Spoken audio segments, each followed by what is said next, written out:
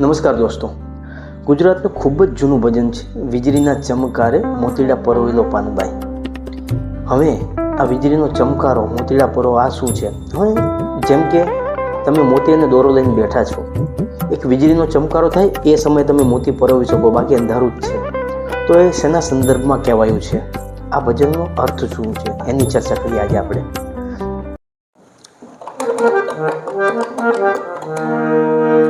વીજળીને ચમકારે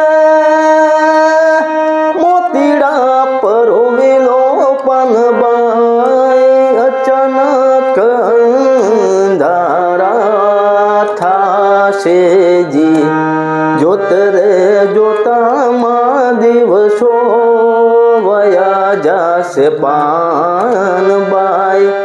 21,600 car ખાશે જી. હવે જો જોવામાં આવે તો વીજળીનો ચમકારો ક્યારે થાય એ ખબર નથી હોતી. આપણા સનાતન ધર્મમાં કહેવાયું છે, 1,84 મારા ફરીને જન્મ્યો માનવજાત. એટલે કે 84 લાખ અલગ અલગ જન્મોમાં પસાર થઈને પછી તું માનવજાત જન્મ્યો છે.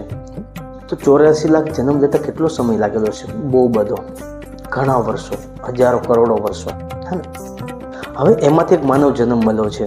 તો એ કરોડો વર્ષની સંદર્ભમાં આ જે માનવ જન્મ મળ્યો છે એમાં તમારું 60 વર્ષનું આયુષ્ય, 70 વર્ષનું હોય કે 100 વર્ષનું હોય, એ ખાલી અને ખાલી વીજળીના ઝબકારા જેટલું જ છે જો સમય ગણવામાં આવે તો.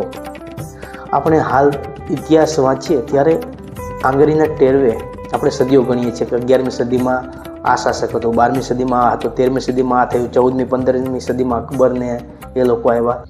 હવે આ આપણે ગણી શકીએ છીએ. હાલ આપણે 2000ની સાલમાં છીએ, 2024, હે ને? પણ આ સમય ક્યારે જતો રહેશે ખબર નહીં પડે. તો આ ભજનમાં એ જ કહેવાયું છે કે આ જીવન તમારું 100 વર્ષનું હોય ને તો પણ એક વીજળીના ઝબકારા જેટલું જ છે. હવે વાત રહી મોતી પરોવવાની, તો કયું મોતી પરોવવાનું કહે છે? તો સમજણનું મોતી, જ્ઞાનનું મોતી, ભક્તિનું મોતી. કેવું મોતી? હવે જો કે અમુક માણસના જીવનના 60, 70, 80 વર્ષ વીતી જાય તો પણ આઈસીયુના બેડ ઉપર તે ભગવાનને એક જ પ્રાર્થના કરે 80 વર્ષ પછી, તે હે ભગવાન તું મને બચાવી લે. હવે આવું કેમ થાય? વિચારો તમે, 80 વર્ષ પછી જીવવાની તમન્ના કેમ બાકી રહે?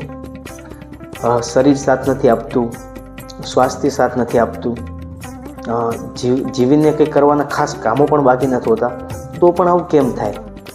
એક બહુ ફેમસ લાઈન છે કોઈ અજ્ઞાત દ્વારા કહેવાયેલી कि सांस खत्म हो और तमन्ना बाकी रहे उसको मृत्यु कहते हैं, और तमन्ना खत्म हो और सांस बाकी रहे उसको मोक्ष कहते हैं. કે જીવનની દરેક તમન્ના ખત્મ થઈ જાય ને અને તમારું જીવન છતાંય બાકી હરતા ફરતા હોય, આને જ મોક્ષ કહેવાય છે. કેમ? આપણે રોજબરોજના દિવસનું ઘણું બધું કામ કરીને વિચારતા હોઈએ કે રિટાયરમેન્ટ સારી રીતે ભોગવીશ, રિટાયર થઈને આ વસ્તુ કરીશ, પહેલી કરીશ, બીજી કરીશ. પણ હકીકત શું હોય છે? જ્યારે રિટાયર થઈએ ને ત્યારે સમય અને પૈસા પુષ્કળ હોય છે, પણ શરીર નથી હોતું સાથ આપવા માટે, અને એવી ઈચ્છાઓ પણ નથી હોતી કે અહીંયા ફરું, અહીંયા ફરું. ફરવાની ઈચ્છા હોય કદાચ, પણ શરીર સાથ નહીં આપે. તો આ વસ્તુ કહેવામાં આવ્યું છે કે તમન્ના જો બાકી રહી જાય તો ખરેખર એ મૃત્યુ જ લાગે છે. અને હજી એમ થાય કે થોડું જીવી લઉં અને થોડું જાણી લઉં, આ જીવન તો નષ્ટ થઈ ગયું એમ. તો ગંગા સતી પાનબાઈને આ શિખામણ આપે છે કે વીજળીનો ચમકારા જેવું જીવન તમને મળ્યું છે 100 વર્ષનું હોય તો પણ સમજણ નામનું મોતી પરોવી લો. સમજણ, સંસ્કાર, દરેક વસ્તુ જીવનમાં બહુ જરૂરી છે. પછીનો શબ્દ શું છે કે જોતરે જોતામાં દિવસો વયા જશે પાનબાઈ, 21,600 કાર ખાશે. હવે 21,600 ફિગર કેમ? તો ગૂગલ કર્યું તો ખબર પડી કે આ શ્વાસોશ્વાસની ક્રિયા છે.